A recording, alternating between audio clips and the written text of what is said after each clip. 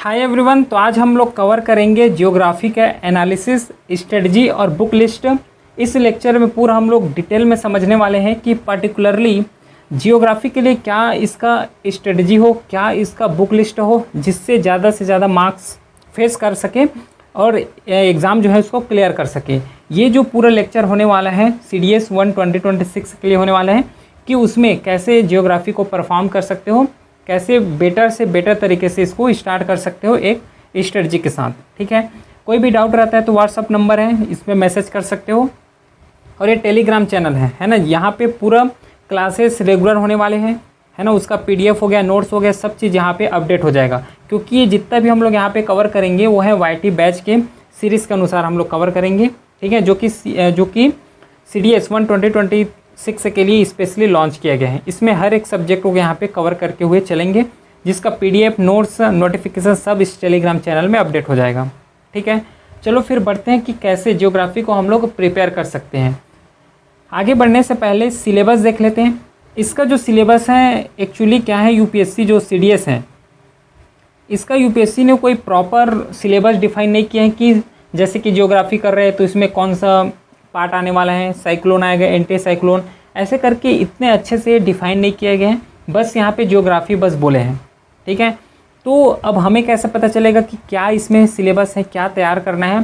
तो जब previous year question analysis करेंगे तो वहाँ पे क्लियर समझ आ जाएगा कि इस टॉपिक से क्वेश्चन आ रहे हैं और ऐसे क्वेश्चन बन रहे हैं। आगे प्रीवियस ईयर क्वेश्चन रखा हुआ है, उसको भी एनालिसिस करेंगे, लेकिन सिलेबस जो है, क्या क्वेश्चन आएगा, क्या टॉपिक आएगा, क्या नहीं आएगा, ये सब जो है क्लास में पूरा डिस्कस हो जाएगा।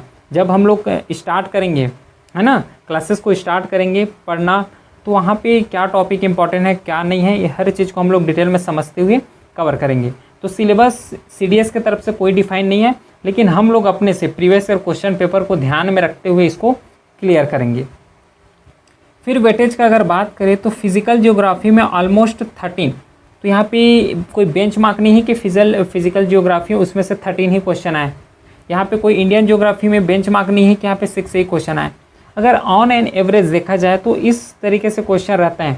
अब क्या हो जाए, कभी जो है 13 फिजिकल जियोग्राफी में पूछा है तो कभी इंडियन जियोग्राफी में पूछ दे 13, 6 इंडियन जियोग्राफी में पूछा है तो फिजिकल जियोग्राफी में 6 पूछ दे।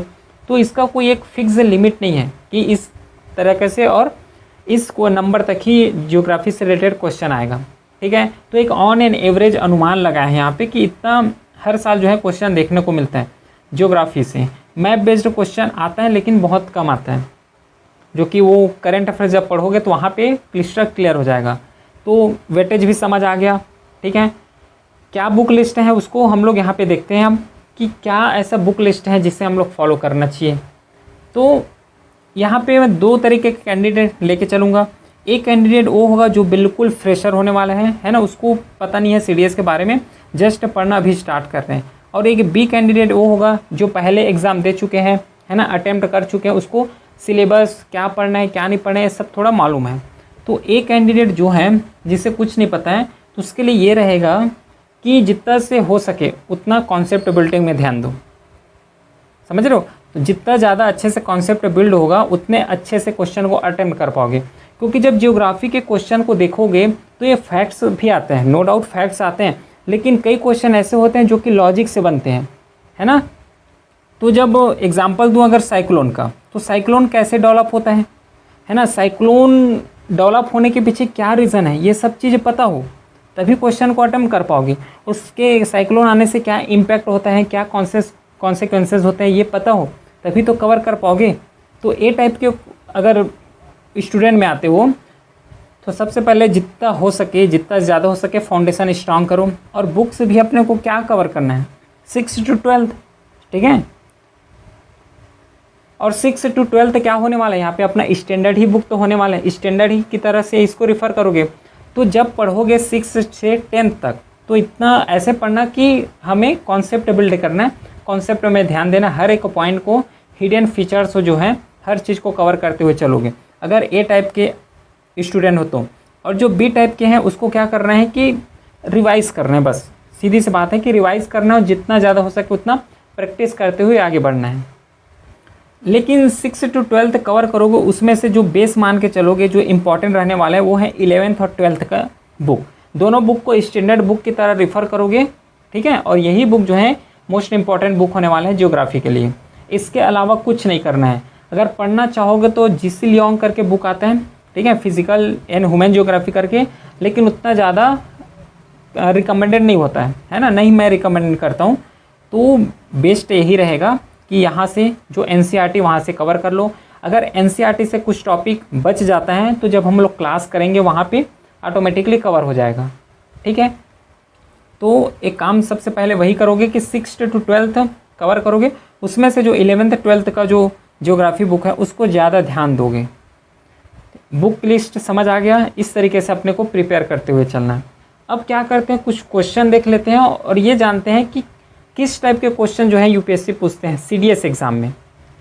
तो कई क्वेश्चन ऐसे होते हैं जो कि स्टेटमेंट बेस्ड होते हैं, कई क्वेश्चन ऐसे आते हैं कि फैक्ट्स बेस्ड होते हैं। तो यहाँ पे मेरे ये क्वेश्चन रखने का मकसद ये है कि एक डाइवर्सिफाई व्यू दे सकूँ कि किस टाइप के क्वेश्चन आते हैं और कैसे अपने को एक प्लानिंग करके हुए आगे बढ़ना है।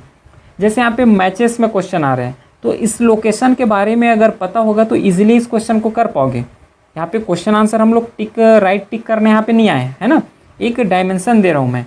जैसे कि सियाचिन, तो सियाचिन के रेस्पेक्ट में ये सब चीज़ यहाँ पे समझना है कि कहाँ लोकेशन है इसका। तो लोकेशन बेस्ड क्वेश्चन आते हैं, जैसे कि मैप बेस्ड, जैसे कि प्रीवियस क्वेश्चन में बताया प्रीवियस स्लाइड में, तो मैप बेस्ड जो क्वेश्चन आते हैं ऐसे ही तो क्वेश्चन आते हैं।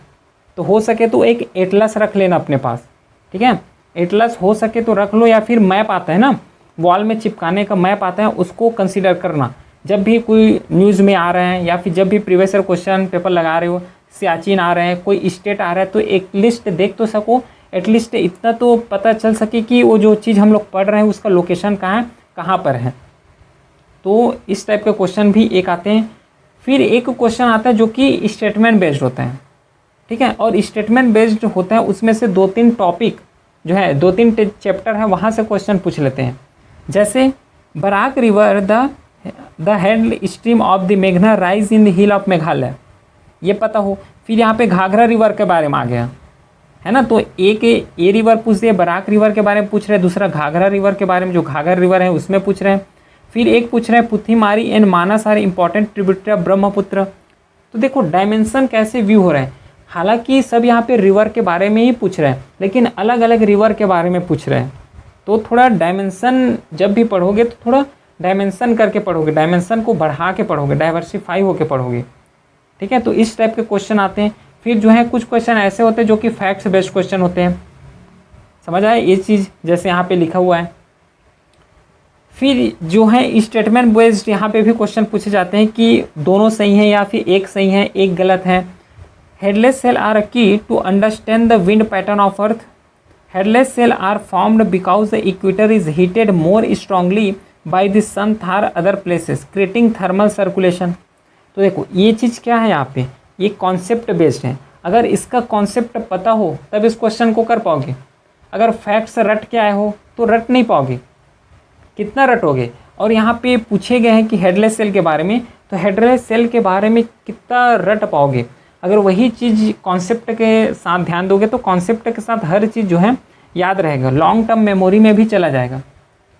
तो जो 78 क्वेश्चन है तो ये क्या बता रहे हैं हमें कि अगर कॉन्सेप्ट पता है तो टिक मार्क करना भी इजी हो जाएगा। टिक मार्क करना है तो बहुत अच्छे तरीके से और एक्यूरेसी के साथ टिक कर पाओगे। तो क्वेश्चन को यहाँ पे अंडरस्टैंड करो और इस हिसाब से अपने को प्लानिंग करना है कि एक बार में जो है पेपर निकल जाए, बार बार वही चीज़ को नहीं पढ़ना है, ठीक है। हेडलेस सेल के बारे में जैसे यहाँ पे पूछा गया है। फिर यहाँ पे जस्ट क्या है, फैक्ट्स बेस्ड क्वेश्चन है। Which one of the following is not an example of chemical withering. तो एग्जाम्पल बेस्ड बहुत ज़्यादा क्वेश्चन पूछते हैं यहाँ पे। माउंटेन का कि माउंटेन का लोकेशन हो गया है ना, माउंटेनियस के बारे में पूछ लेते हैं। ये सब हम लोग क्लास में डिटेल में पढ़ेंगे है ना, क्लास का पूरा स्लाइड भी अपलोड होगा तो कंटेंट का दिक्कत नहीं होना चाहिए, ठीक है।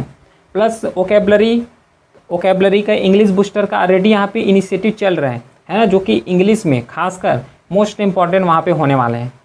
क्योंकि जब तक इंग्लिश नहीं समझ पाओगे तब तक कैसे क्वेश्चन को अटेम्प्ट कर पाओगे, क्योंकि पूरा एक पेपर जो फर्स्ट पेपर होता है पूरा इंग्लिश का होता है। तो एक बार चेक कर लेना यहाँ पे, जो कि बहुत ज़्यादा हेल्पफुल होगा इंग्लिश को बूस्ट करने में। अब एक चीज़ जो है वो है कि कैसे हम लोग जियोग्राफी को प्रिपेयर कर सकते हैं। एक मेन इशू यही आता है कि कैसे प्रिपेयर करें। तो सबसे पहले ही बोला था मैं कि कॉन्सेप्ट को बिल्ड कर लो। जितना ज़्यादा कॉन्सेप्ट बिल्ड होगा उतना ही ज़्यादा ही क्वेश्चन को अटेम्प्ट कर पाओगे with the accuracy. Facts question को ठीक है, फैक्ट्स से रटे हो, फैक्ट्स क्वेश्चन आ रहा है तो उसको कर लोगे, लेकिन जिस तरीके से क्वेश्चन पूछ रहे हैं, जैसे कि अभी CDS 2 2025 का क्वेश्चन आया है, वहाँ पे भी क्वेश्चन देख सकते हो। तो हर जो क्वेश्चन को देख रहे हो वहाँ पे कि जस्ट फैक्ट्स में नहीं पूछ रहे, फैक्ट्स आ रहा है लेकिन उसके साथ कॉन्सेप्ट आ रहा है। जैसे कि 1 और 2 ये दोनों ही स्टेटमेंट हैं। पहला स्टेटमेंट अगर फैक्ट्स में बेस्ड है तो सेकेंड स्टेटमेंट कॉन्सेप्ट में बेस्ड है। तो फैक्ट्स पढ़ के जाए रहोगे तो कॉन्सेप्ट वाले कैसे कर पाओगे? कॉन्सेप्ट का क्वेश्चन तो होगा ही नहीं, मतलब ये क्वेश्चन भी छोड़ना पड़ेगा।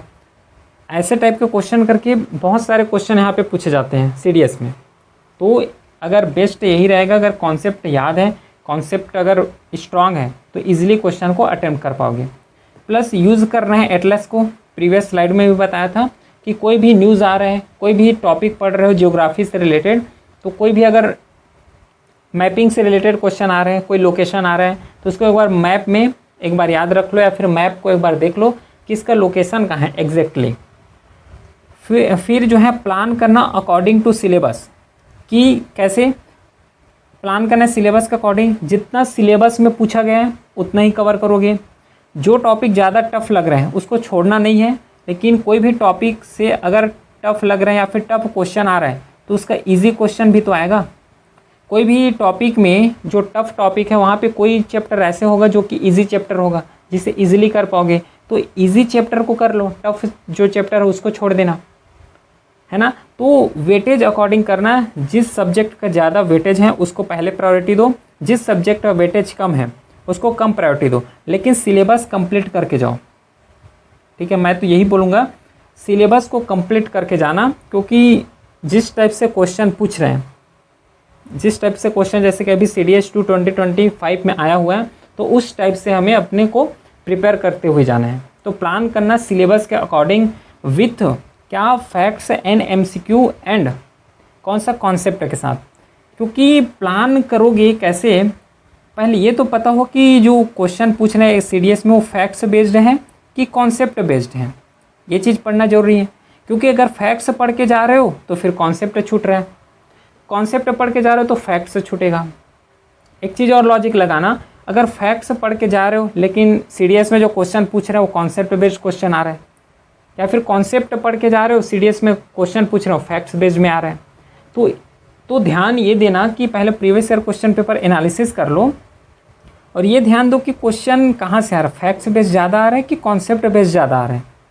ये जो है मेन इंपॉर्टेंट है, इसके बेस्ड में पूरा क्वेश्चन टिका हुआ है, पूरा CDS का पेपर है यहाँ पे। ठीक है, तो प्रीवियस ईयर क्वेश्चन पेपर एक बार एनालिसिस कर लेना, वहाँ से क्लियर पता चल जाएगा। और जब previous year question paper analysis करोगे तो वहाँ पे एक चीज़ ये गौर करोगे कि जो क्वेश्चन आ रहे हैं दोनों का मिक्स है। पहला स्टेटमेंट अगर फैक्ट्स के बेस में दे रहा है तो सेकेंड स्टेटमेंट जो है वो कॉन्सेप्ट के बेस में दे रहे हैं, या फिर दोनों स्टेटमेंट को क्या है कॉन्सेप्ट के बेस में फॉर्म कर रहे हैं। समझ रहे हो? तो इस रेस्पेक्ट में पढ़ते हुए जाना है, प्लान करना अकॉर्डिंग टू सिलेबस। जिस टाइप से क्वेश्चन पूछ रहे हैं, जिस पैटर्न में क्वेश्चन पूछ रहे हैं वैसे ही प्रिपेयर करके हुए जाना है, इधर उधर का प्रिपेयर नहीं करना है। फिर क्वेश्चन पेपर को एनालिसिस करना, क्योंकि क्वेश्चन पेपर एनालिसिस करना बहुत ज़रूरी है, क्योंकि यहीं से तो पता चलेगा कि क्या पढ़ना है क्या नहीं पढ़ना है, कितना डेप्थ तक जो है क्वेश्चन यहाँ पे पूछ रहे हैं। जो CDS में क्वेश्चन आ रहे हो कितना डेप्थ तक क्वेश्चन आ रहा है और कितना डाइवर्सिफाई कंटेंट आ रहे हैं। समझ रहे हो? क्योंकि अभी जैसे कि CDS 2 2025 हुआ है, वहाँ पे स्कीम बेस्ड क्वेश्चन बहुत देखने को मिला है। और स्कीम्स बेस्ड क्वेश्चन ऐसे नहीं कि जस्ट इसका डेट बता दो कि कब लॉन्च किए हैं या फिर कौन से मिनिस्ट्री ने लॉन्च किए हैं, उसका ऑब्जेक्टिव बेस्ड भी क्वेश्चन आ रहे हैं। उसका जो डिस्क्रिप्शन होता है क्या क्या है उसमें, उस स्कीम में क्या क्या लॉन्च किए गए हैं उसमें बेस्ड क्वेश्चन आ रहे हैं। तो प्रीवियस ईयर क्वेश्चन पेपर एक बार एनालिसिस करना है। समझ आ गया? फिर हो सके तो चैप्टर वाइज मॉक देना। मैं हर लेक्चर में इसको एम्फेसिस इसलिए करता हूँ क्योंकि सपोज़ कोई भी टॉपिक पढ़े हो, यहाँ पे मान लो मैं प्रीएम्बल टॉपिक पढ़ा हूँ। अब प्रीएम्बल टॉपिक तो पढ़ लिया हूँ, मेरे को सब समझ आ गया, लेकिन यहाँ पे पढ़े हो थ्योरी है। अब थ्योरी को अप्लाई भी तो करना है, कि जस्ट थ्योरी पढ़ रहे हो फिर अब डायरेक्टली एग्ज़ाम में जाके बैठ रहे हो, ऐसा नहीं करना है। थ्योरी पढ़ लिए, अब उसको अप्लाई करना है। तो अप्लाई करोगे तो उसके लिए MCQ टेस्ट लगाओ, उसके लिए मॉक टेस्ट दो, और मॉक टेस्ट चैप्टर वाइज देना। प्रियम्बल पढ़े हो तो प्रियम्बल स्पेसिफिक क्वेश्चन ही यहाँ पे सॉल्व करना। जैसे अभी कराएंगे जो YT बैच है, यहाँ पे जब स्टार्ट होगा क्लासेस वहाँ पे हम लोग रेगुलरली इसको कराएंगे, ठीक है। इसको ज्वाइन कर लेना टेलीग्राम में, क्योंकि यहाँ पे नोटिफिकेशन मिल जाएगा। तो प्रियम्बल जो पढ़ रहे हो तो चैप्टर वाइज बस टेस्ट देना, क्योंकि प्रियम्बल पढ़ लिए, समझ आ गया, तो जब MCQ लगाओगे तो वहाँ से ऑल क्रिस्टल क्लियर हो जाएगा कि मैं जो पढ़ा हूँ थ्योरी पोर्शन यहाँ पे अप्लाई कर पा रहा हूँ। ध्यान ये देना, MCQ रहेगा वो एग्ज़ाम ओरिएंटेड होना चाहिए। जस्ट ऑब्जेक्टिव या फिर सब्जेक्टिव टाइप लगा के आगे बढ़ रहे हो, ऐसा नहीं करना। CDS में जिस टाइप से क्वेश्चन पूछ रहे हैं उसी टाइप से यहाँ पे क्वेश्चन बनना चाहिए। जो MCQ लगाओगे या तो प्रीवियस ईयर क्वेश्चन पेपर लगा सकते हो या फिर मॉक टेस्ट लगा सकते हो। तो इस रेस्पेक्ट में बोलने का यहाँ पे मेन मतलब यही है कि चैप्टर वाइज मॉक टेस्ट दो, और हो सके तो जितना मिनिमम से मिनिमम रिसोर्स रख सकते हो उतना मिनिमम रिसोर्स रखना, जिससे मैक्सिमम रिवाइज कर पाओगे। क्योंकि ये जो चीज़ है ना 6 पॉइंट का, ये एग्ज़ाम टाइम में काम आएगा। क्योंकि पढ़ तो इतना सारा लिए हो, फिर उसको कलेक्ट भी तो करना है, कलेक्शन के बाद उसको रिवाइज भी तो करना है, और इतना सारा कलेक्शन कर लिए, बुक्स स्टोर कर लिए, लेकिन उसको रिवाइज भी तो करना है। क्योंकि जब एग्ज़ाम में बैठोगे तो प्रेशर इतना रहता है कि जितना रिवाइज किए रहोगे वही माइंड में क्लिक होगा।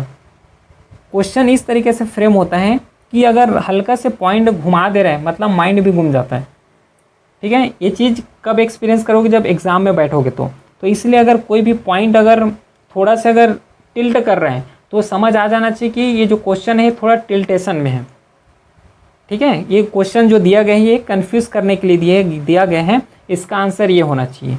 और मेन बात है कि जो भी पढ़ोगे उसका कॉन्सेप्ट क्लियर के साथ पूरा फोकस होके पढ़ना है, क्लियर फोकस होके पढ़ना है कि अगर यहाँ पे क्वेश्चन को थोड़ा सा भी टिल्ट कर रहा है तो समझ आ जाना चाहिए कि क्वेश्चन को टिल्ट किया हुआ है, इसका आंसर गलत है, इसका आंसर ये आना चाहिए। तो फोकस होके पढ़ना है, एक्यूरेसी के साथ पढ़ना है, मिनिमम रिसोर्स रख के मैक्सिमम रिवाइज करते हुए आगे बढ़ना है, क्लियर है। फिर 7 पॉइंट है कि राइट स्ट्रेटजी एंड प्लानर। जिस टाइप से क्वेश्चन पूछ रहे हैं UPSC उस टाइप से प्रिपेयर करते हुए चलना है।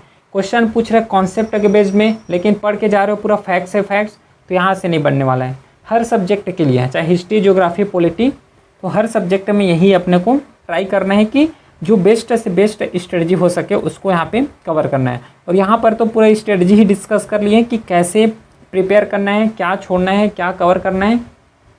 अब देखो कौन सा टॉपिक कवर करना है, कौन इंपॉर्टेंट है, ये सब यहाँ पे पता चलेगा जब हम लोग क्लासेस रेगुलरली स्टार्ट करेंगे, ठीक है। तो एक राइट स्ट्रेटजी के साथ कवर करना है। तो इस तरीके से जितना इम्पोर्टेंट हो सकता था उसको हम लोग यहाँ पे कवर किए, पूरा बुक लिस्ट डिस्कस किए, सिलेबस क्या रह सकता है, क्या टॉपिक कवर करना है, ये तो हम लोग आगे बढ़ेंगे ही। और इसका पूरा एनालिसिस भी किए कि किस टाइप से क्वेश्चन पूछ रहे हैं ज्योग्राफी में स्पेशली, ठीक है। स्ट्रेटजी भी हम लोग जाने कि कैसे प्रिपेयर कर सकते हैं पूरे ज्योग्राफी को। चलिए फिर मिलते हैं हम नेक्स्ट क्लास के साथ, तब तक के लिए thank you, have a great day.